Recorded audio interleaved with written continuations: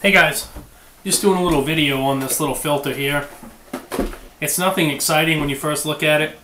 It's just the Tetra Whisper 2 to 10 gallon. What I use these for is I use them in my fish room as a small power filter. They're really cheap.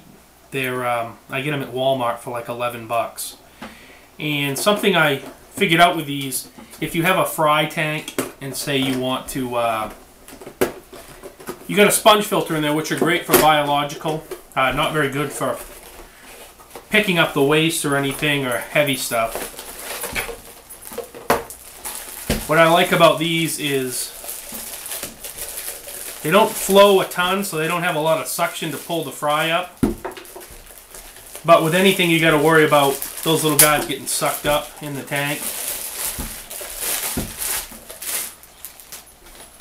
It's an okay size filter. It's not huge. This is the standard filter that comes with it. I don't use it.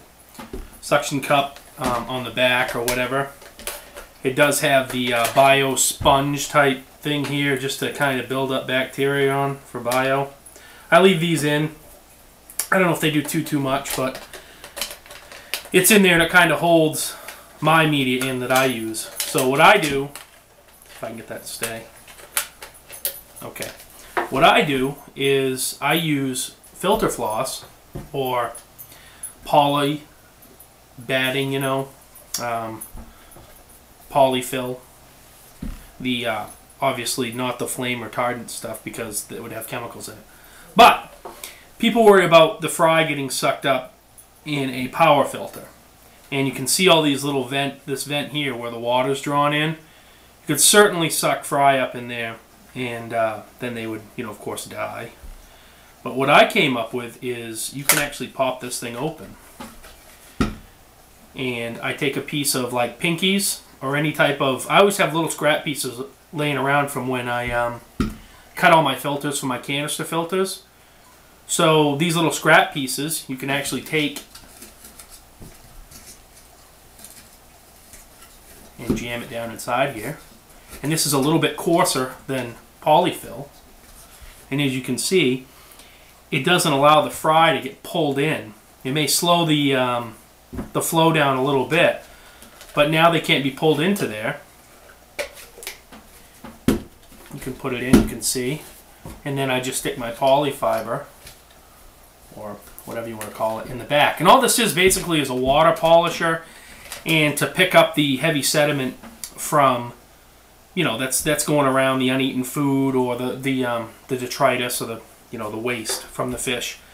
Whereas the sponge filters just don't usually do that. So I like to have a little bit of a mechanical filter, and these are really cheap. Like I said, they're $11 and change at Walmart. Some leftover filter mat and just some of the pillow batting. So it's really simple. It makes a nice little fry filter.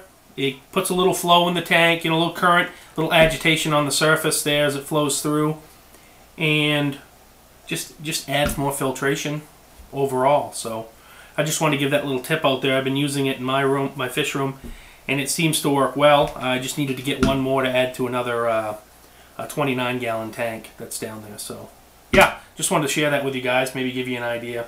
But all right, thanks.